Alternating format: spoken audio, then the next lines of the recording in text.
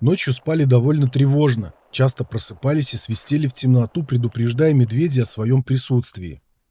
Под утро зарядил промозглый затяжной дождь, который продолжался до полудня. Уже было настроились остаться на дневку, но в половину первого нагрянули инспекторы на катере. Штрафов не выписали, но сильно ругались. Сказали, что медведей тут полчища, и на кордонах инспекторы запираются от них на огромные замки. Про медведей мы уже и сами, конечно, поняли. В общем, нам сказали уходить отсюда в срочном порядке, чем мы и поспешили заняться. Свернули лагерь и собрали вещи очень быстро, и примерно в час дня встали на воду.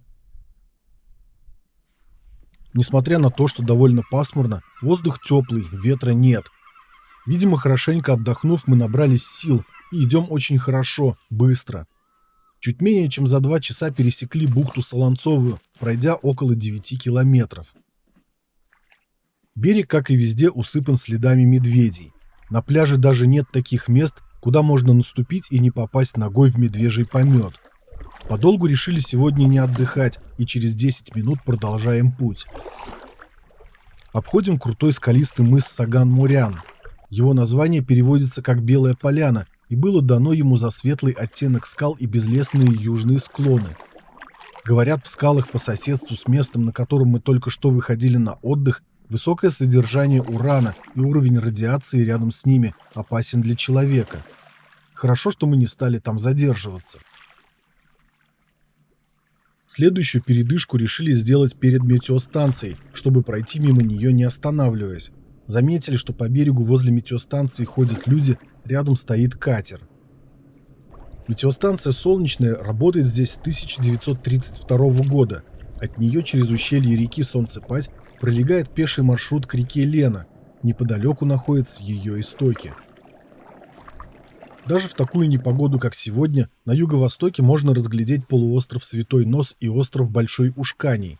От метеостанции до острова около 30 километров. Мы тем временем ненадолго остановились на косе у залива Покойники. Здесь находится центральная усадьба Байкало-Ленского заповедника. Разглядели несколько домиков, лодки и много людей. Судя по всему, домики эти гостевые, а люди туристы.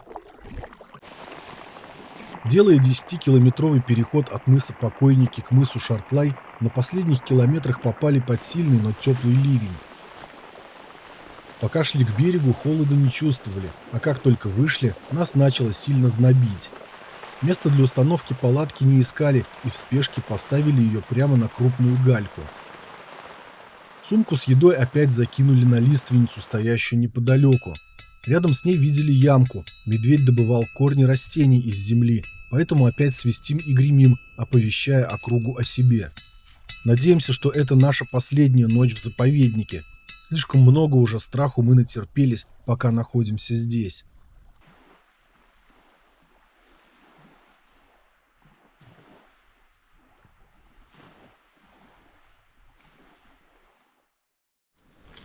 К утру вроде бы погода наладилась. По небу кое-где раскиданы облака, но на воде есть волнение. Тем не менее, встав с утра пораньше, собираемся, чтобы поскорее покинуть территорию заповедника. Так как место под палатку вчера не выбирали и не подготавливали, а стояла она на крупной гальке, отдохнуть за ночь полноценно не получилось. Постоянно ворочались, извивались между камней, пытаясь лечь поудобнее. Вещи после вчерашнего дождя все мокрые. Пока готовим завтрак, пытаемся их подсушить, насколько это возможно. На завтрак овсяная молочная каша. Судя по волне, силы нам сегодня пригодятся, так что надеемся, каша станет нашим помощником в борьбе с ней.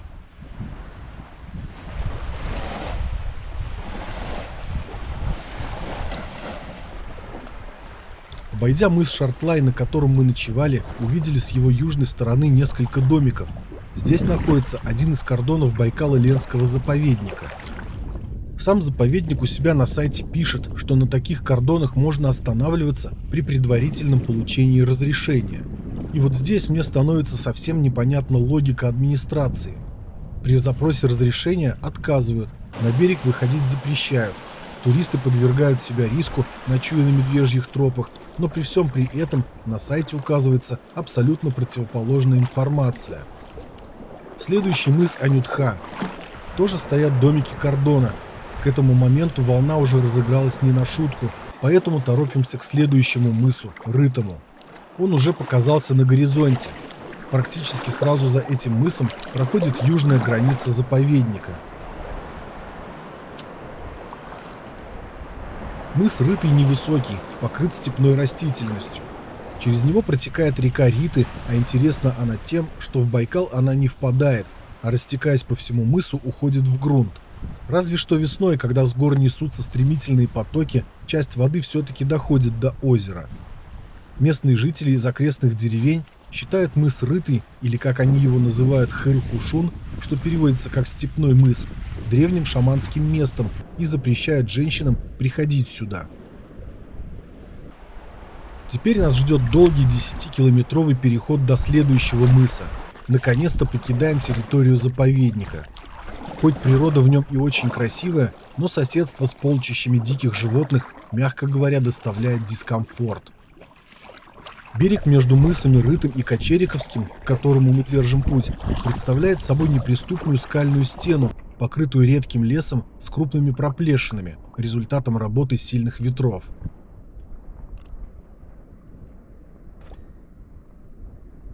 В конце стены видны постройки, то ли охотничья изба, то ли кордон Прибайкальского национального парка. Отсюда начинаются его владения.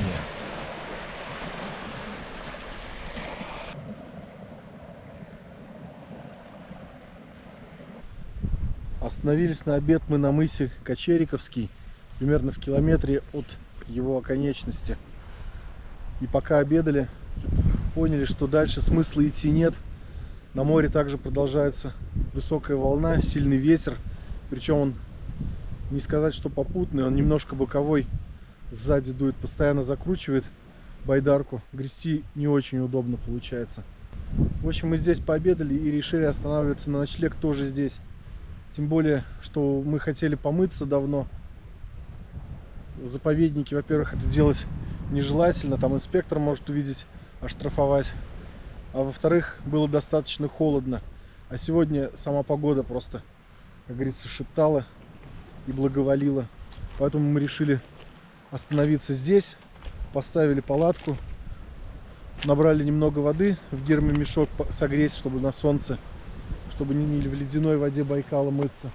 Потому что там она, в отличие от первых дней, почему-то холодная. Здесь вот мы вышли на этой галечной косе, а поднявшись на нее, увидели такой луг, видимо, пастбище местных коров и лошадей.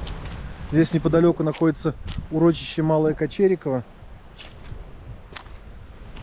Здесь по самой лужайке проходит дорога. Когда мы приехали сюда, приплыли, по ней приезжал мотоцикл в сторону основания мыса. Там мы видели какие-то постройки, возможно, тоже база какая-то. Вот сегодня пятница, наверное, либо рыбачить, либо охотиться пошли. Змея какая-то.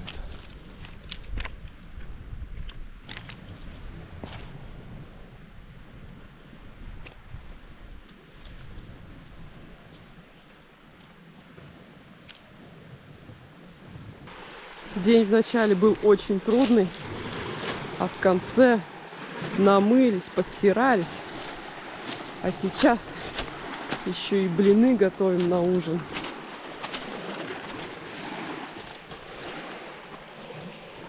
День действительно выдался на славу.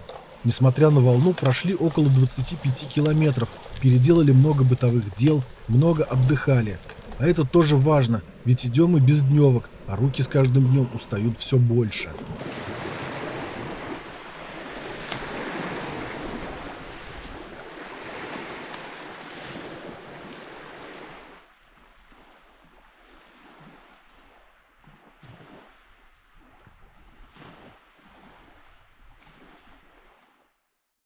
Следующий день встречает нас плотной дымовой завесой. В воздухе чувствуется сильный запах гари. Собираемся выдвигаться в путь. Время уже 10 час, начало 10-го. Сегодня припозднились, встали не в 6 утра, как обычно, а в 7, потому что спать хотелось. Ночью, первую половину ночи, шумела гроза, молнии сверкали, гром гремел, мешали нам спать. Вот поэтому сегодня немножко припозднились. Кстати, ночевали на этой поляне мы не одни. Неподалеку стояла пара на моторном катамаране. Горы сегодня почти полностью скрыты дымом, стоит жара. Идти тяжело из-за этого с самого утра. Через 2 километра от нашей стоянки встретилась база отдыха. По крайней мере, нам показалось, что это база отдыха.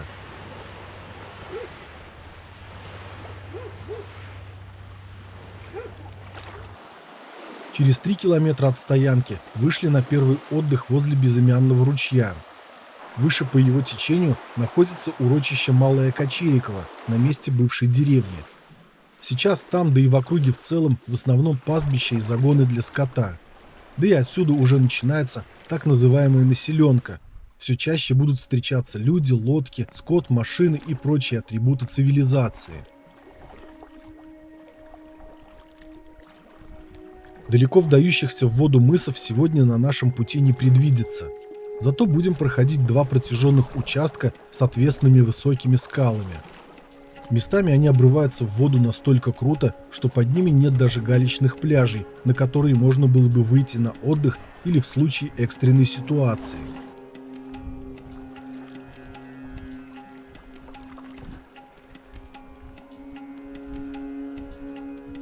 Протяженность первых скал около 5 километров. Это среднее расстояние одного часового перехода. Идем вдоль берега, буквально задрав головы. Скалы красивые, высокие. Наверху среди каменных останцов гнездятся хищные птицы, чьи крики периодически раздаются с высоты.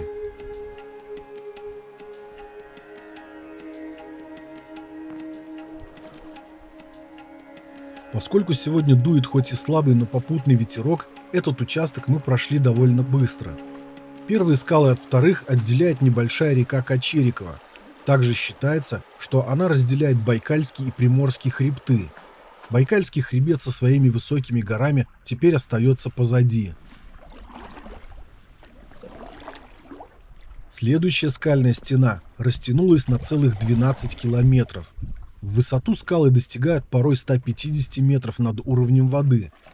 Растительность на них очень скудная.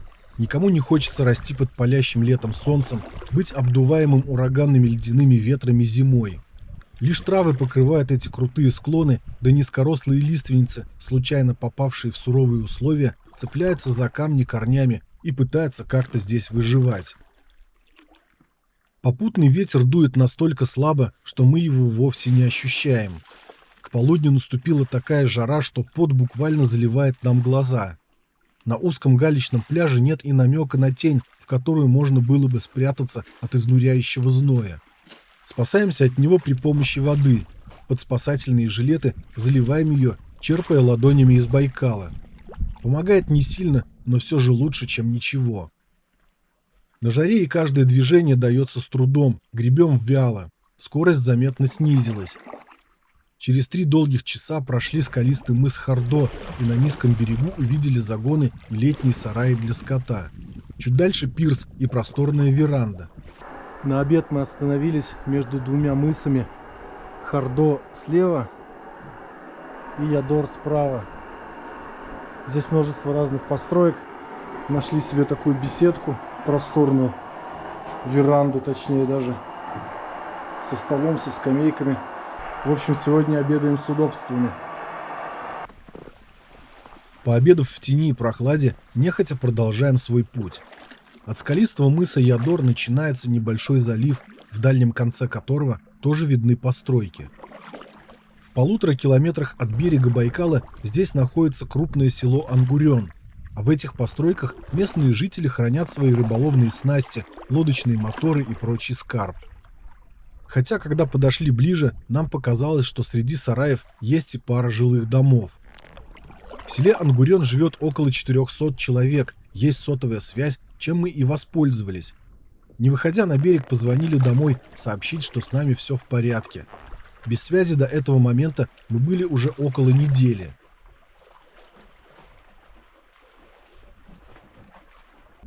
Вечереет. Солнце постепенно опускается в сторону горизонта, и когда мы проходим под скалами, прячется за них. Остывающий в тени воздух освежает, Однако пора подыскивать место для ночлега. Обойдя очередную высокую скалу, зашли в залив Кыргалтей. Еще издалека нам приглянулся небольшой распадок, выстланный сочной зеленой травой. Попытаем счастье в нем.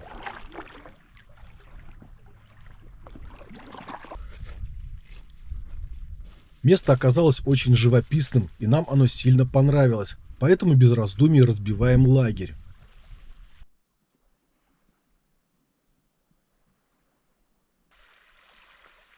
За последние пару дней берег Байкала заметно поменялся.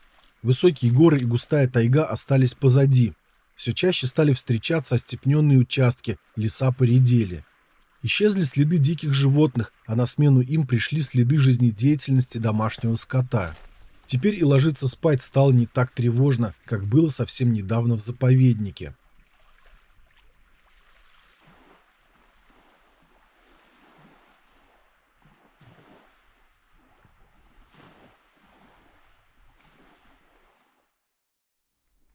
Сегодняшнее утро не такое дымное, как вчера, но все же запах гари немного ощущается. На завтрак готовим овсяную молочную кашу с сухофруктами. Для экономии времени используем горелку, хотя последние дни она начала барахлить, уплотнительное кольцо начало разрушаться и пропускать газ.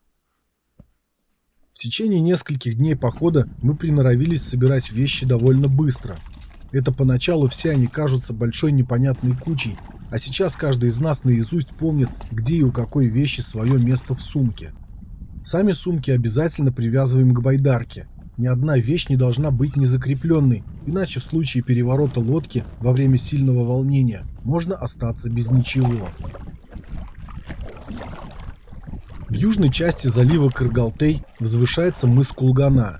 Держим курс на него. На берегу залива начали встречаться первые отдыхающие на машинах и с кемпинговыми палатками. По мере нашего продвижения таких отдыхающих будет встречаться все больше и больше.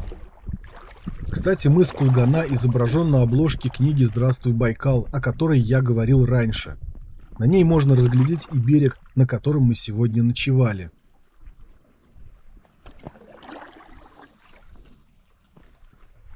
Сам мыс, как и многие другие в этих местах, скалистый, покрыт рыжими лишайниками.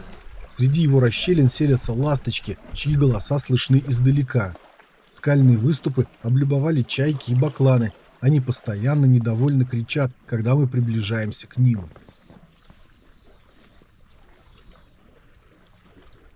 Постепенно мыс Кулгана переходит в очередную скальную стену. Даль снова затягивает дымом от пожаров. Сегодня столкнулись с такой его особенностью, как и у тумана, зрительно увеличивать расстояние между наблюдателем и предметами. Несколько раз, видя вдалеке мыс, думали, что до него около 10 километров и не менее 2 часов ходу. Но в действительности оказывалось, что чуть ли не в 2 раза меньше, и доходили до мыса мы гораздо быстрее. Помимо этой особенности, окутанный дымом берег не позволяет нормально сориентироваться, чтобы понять, где точно мы находимся. Сейчас мы остановились, чтобы немного отдохнуть перед большим переходом. Солнце уже хорошо припекает, а нам предстоит пройти 10 километров за один заход.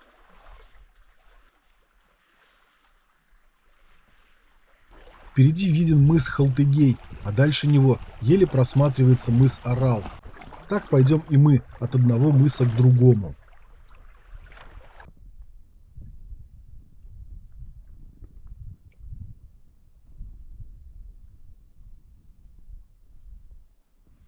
Ветер попутный снова нам дует. Жарко грести. Видимо, мы с его скоростью движемся или чуть быстрее. Поэтому немножко сушим весла. Разворачиваемся лицом к ветру и обдуваемся. Немножко охлаждаемся. Мыс Халтыгей внезапно выплыл из мутной пелены дыма, стал ярким и контрастным. За ним начинается залив Нуга, с противоположной стороны заканчивающийся мысом Арал. Расстояние между мысами около 4 километров. Идем довольно быстро, нас подгоняет почти попутный ветер, но уже начинается неприятное волнение.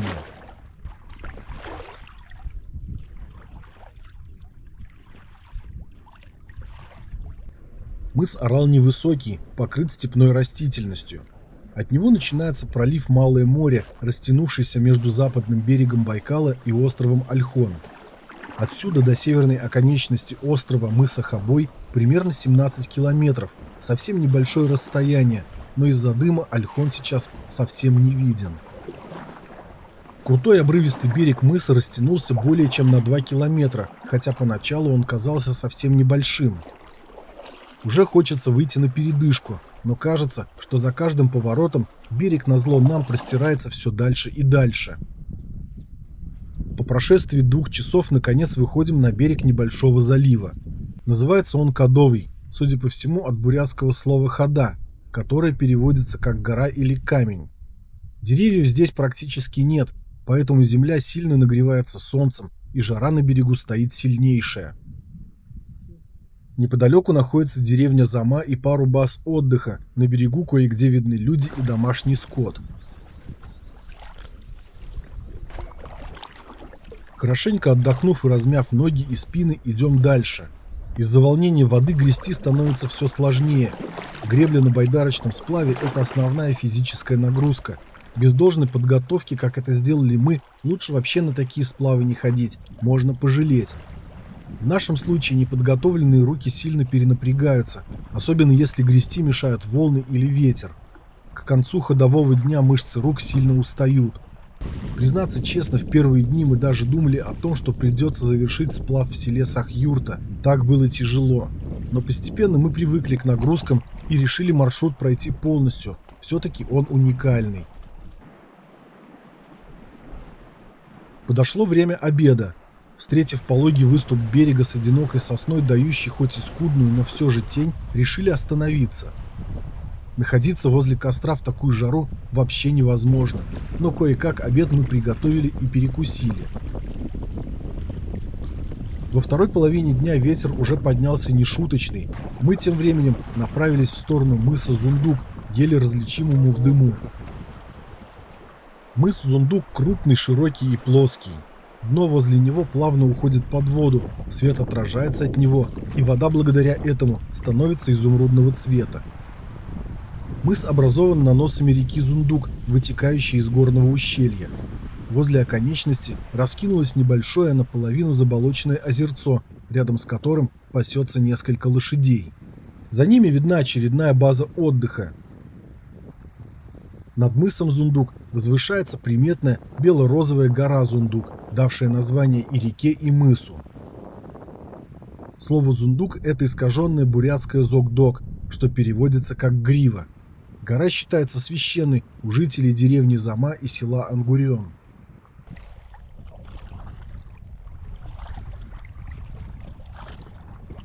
Поскольку волнение даже не думает ослабевать и, скорее всего, заканчиваться тоже, спешим дальше, чтобы пройти еще несколько километров и уже останавливаться на ночлег. С трудом просматривается, но все же виден берег Ольхона в дымке. Там, где у берегов есть удобный подход к воде, уже чаще встречаются отдыхающие. Примерно через 1,5 часа вышли на мысе Хужир. Как таковых стоянок здесь практически нет, и тем более нет какого-то уюта, кругом степь да голые горы. С дровами, соответственно, тоже все сложно. Вся местность просматривается на несколько километров, печет солнце. Но дальше идти смысла уже нет, на море высокая волна, да и вряд ли будет более хорошее место. Приметили очередное мелкое теплое озеро, значит, сегодня опять будем купаться. Несмотря на то, что степь кажется ровной и мягкой благодаря траве, место под палатку пришлось немного поискать. Все вокруг усеяно камнями разных размеров. Воздух из байдарки немного стравливаю, на солнце он расширяется, и высокое давление внутри баллонов может их повредить. Здесь уже есть стабильная хорошая сотовая связь. До ужина еще далеко, поэтому после купания заваливаемся в палатку отдыхать, звонить и читать новости.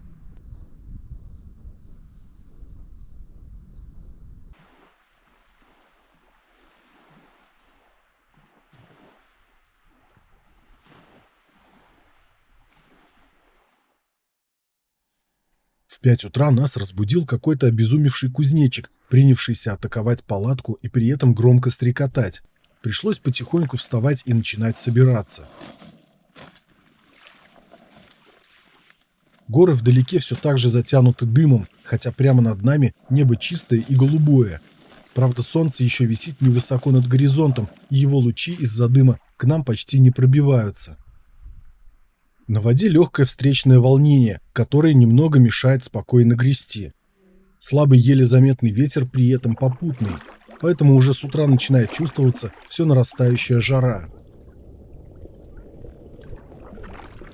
По идущей по берегу грунтовой дороге все чаще снуют туда-сюда машины. Почти в каждом более-менее крупном распадке стоят базы отдыха, по берегам видны палатки, ходят отдыхающие, порой слышна музыка. Ближе к 10 часам утра вдалеке над Приморским хребтом показались крупные облака и послышались глухие раскаты грома. Вскоре мы подошли к весьма необычному и интересному мысу Ото-Хушун. Его оконечность сильно вдается в воду узкой галечной косой, к берегу расширяющейся в виде воронки. В переводе с бурятского Ото-Хушун означает «длинный мыс». На западном побережье Байкала он считается самым низким мысом.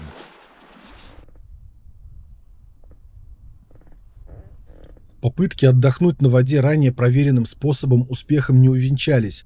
Слабый попутный ветер полностью нивелируется встречной волной, и мы в лучшем случае стоим на месте, если не движемся назад. Вскоре из-за гор начали медленно наползать облака, постепенно переходящие в тучи. На подходе к мысу Ядыртуй берег еще больше стал обрастать отдыхающими. На самом мысе стоит несколько турбаз, поэтому и народа здесь полно. На берегу в основании мыса построены летние кафе. В их сторону один за другим проносятся катера, а мы идем как раз у них на пути. Вроде байдарка у нас достаточно заметная, но иногда было не по себе, когда прямо на нас летел один из катеров и начинал обходить лишь за 100 метров. После того, как мы немного отдохнули, туча окончательно вылезла из-за хребта и пролилась слабым непродолжительным дождем. Сегодня очередной обед с комфортом, поскольку проплываем популярные места. Видимо, местные жители приезжают сюда отдыхать. Кругом все усыпано, усеяно людьми всякими, костры жгут, отдыхают. Вот музыка слышна рядом с нами. Через каждые, наверное, 100 метров компании сидят с машинами. На обед остановились на северной стороне мыса Улан-Ханского. Судя по всему, мест отдыхающим уже не хватает. Когда мы подошли к этой стоянке, отъезжала машина. Пока обедали, подъехали еще 2, и люди очень обрадовались, когда узнали, что через полчаса мы уйдем. Пока обходили мыс, он довольно крупный, подошла еще одна туча, и послышались раскаты грома. Во время грозы находиться на воде опасно, поэтому мы поскорее направляемся к берегу. Однако и на этот раз серьезная непогода до нас не дошла. Всего лишь поморосил небольшой дождь, но пока мы его пережидали, подошло время начинать подыскивать место для очередного лагеря. Пролив Малое море начал сужаться. Уже гораздо четче видны очертания Ольхона слева от нас. Хорошо просматриваются многочисленные острова, раскиданные по акватории пролива. Боюсь, сегодня поиски места для ночлега могут затянуться. Однако на этот раз нам повезло. Перед озером Курма мы вышли на берег. Поскольку отдыхающих много, предположили, что тут тоже могут быть стоянки, и не ошиблись.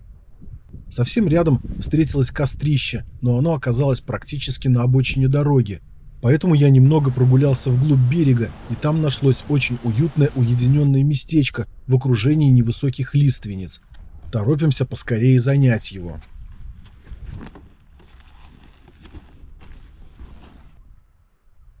Расположившись, как обычно, отдыхаем. Глянув пройденный километраж, поняли, что сегодня преодолели первую половину маршрута. Решили отметить это дело блинами со сгущенным молоком.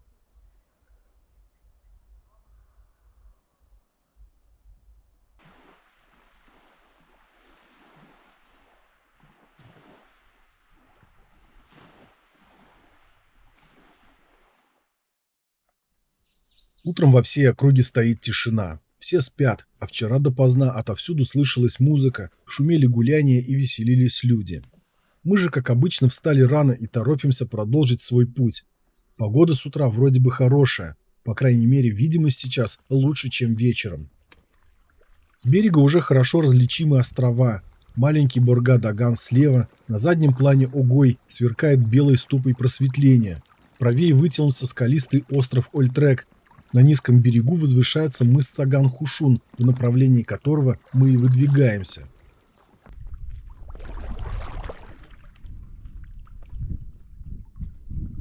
Вдалеке на берегу виднеется деревня Курма, хотя сейчас это уже скорее не деревня, а курортный поселок. Весь берег здесь будто усеян базами отдыха. С самого утра дует легкий встречный ветер.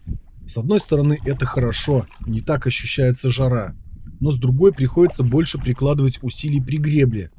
Предположив, что в течение дня ветер будет только усиливаться, решили не выходить на мысе Цаган-Хушун, но подойти к нему поближе, чтобы получше рассмотреть. Мыс Цаган-Хушун, белый мыс в переводе с бурятского, получил свое название за цвет скал, из которых он сложен. Этот мыс особо охраняемая территория, так как он является памятником природы. Помимо этого, здесь были найдены захоронения древних людей, поэтому по мысу разрешено ходить только пешком, но, судя по наезженным дорогам, видным даже с воды, многих водителей никакие запреты не смущают. Из-за этого страдает экосистема мыса, разрушается природный ландшафт. Интересно, что есть мыс с почти таким же названием – Саган-Хушун на острове Ольхон.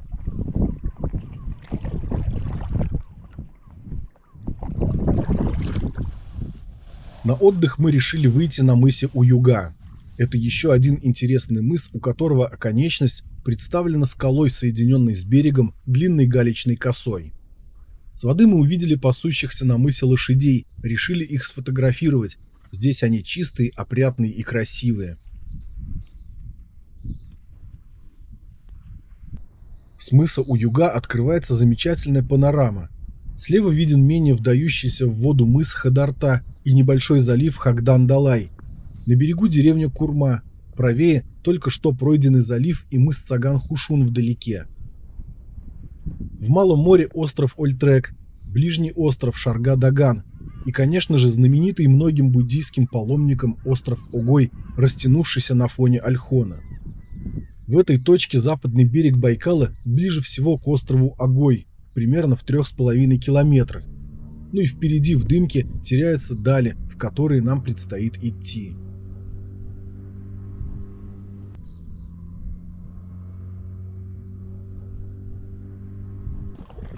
После отдыха обходим мыс Уюга.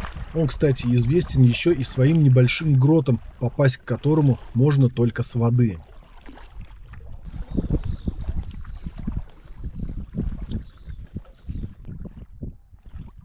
Теперь нам предстоит сделать большой, около 7 километров, переход до Сарминской косы. Преодолеть предстоит крупный залив. Гребем уже с трудом, ветер стал дуть еще сильнее. Из-за того, что волны идут нам навстречу, кажется, будто наша скорость очень большая, но на самом деле движемся медленнее, чем обычно.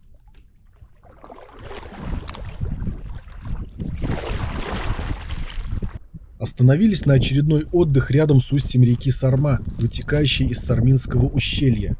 Именно из него осенью и зимой дует Сарма, самый сильный и мощный ветер на Байкале. Его порывы достигают 40 метров в секунду. Сарма с легкостью переворачивает суда, машины и срывает крыши с домов. Говорят, жители поселка Сарма, расположенного рядом с ущельем, чтобы избежать повреждений, даже привязывают крыши домов к земле. Ну а мы отправляемся дальше. Сейчас нам предстоит, пожалуй, самый сложный переход до села Сахюрта. Поначалу мы собирались подойти к заливу Мухор, точнее к мысу Улан, и дальше двигаться от мыса к мысу. Но из-за того, что с воды все скалы, мысы и в целом сильно изрезанные берега в этом месте выглядят не особо читаемо, немного отклонились левее и прошли аккурат посередине между Ольхонским полуостровом Кобылья Голова и мысом Улан. А там уже ничего не оставалось, кроме как прямиком идти на Сахюрту. Так мы потихоньку и оказались в проливе Ольхонские ворота. Здесь волна стала еще больше, а к ней добавились и катера с туристами, постоянно норовящие пройти как можно ближе к нам. Видимо, водителей забавляет, как маленькую байдарку подбрасывают крупные волны, создаваемые ими. Спустя 2 часа вышли на пляже Сах-Юрты. Так как уже подошло обеденное время, я побежал в кафе, заказал позы и чебуреки, а пока они готовились, немного отоварился в магазине. Продуктов мы брали с собой на 20 дней, а всего запланировано ходовых 25 дней. Но мы изначально рассчитывали кое-где обедать бурятскими позами и докупить немного продуктов в селах и поселках по пути. Так и с собой тащить пришлось меньше груза, и немного разнообразить меню тоже хорошо.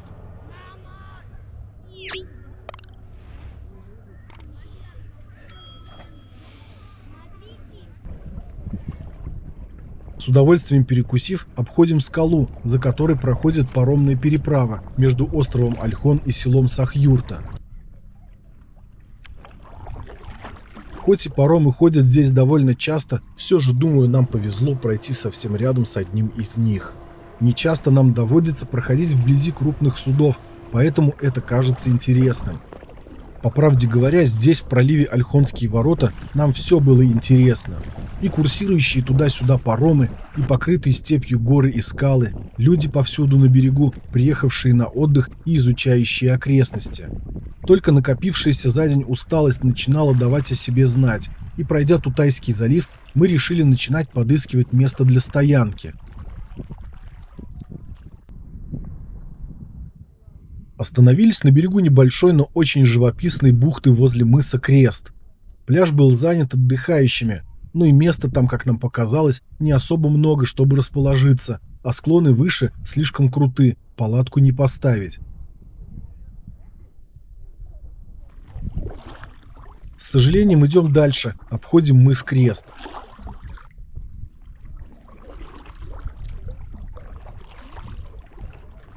За мысом вновь открывается вид на бескрайнее море Байкал. Мы же, обогнув скалу, идем вдоль берега, который тем временем вновь стал крутым и обрывистым.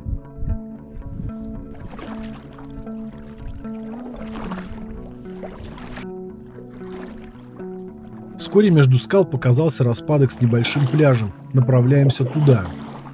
Здесь была всего одна пара на мотоцикле, но они уже собирались уезжать, поэтому мы решили расположиться в этом весьма уютном месте.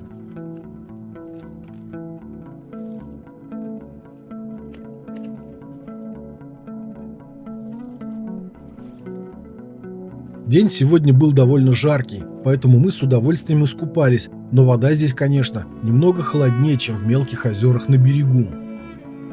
Возле кострища кто-то заботливо оставил несколько поленьев, поэтому ужин сегодня готовим на костре.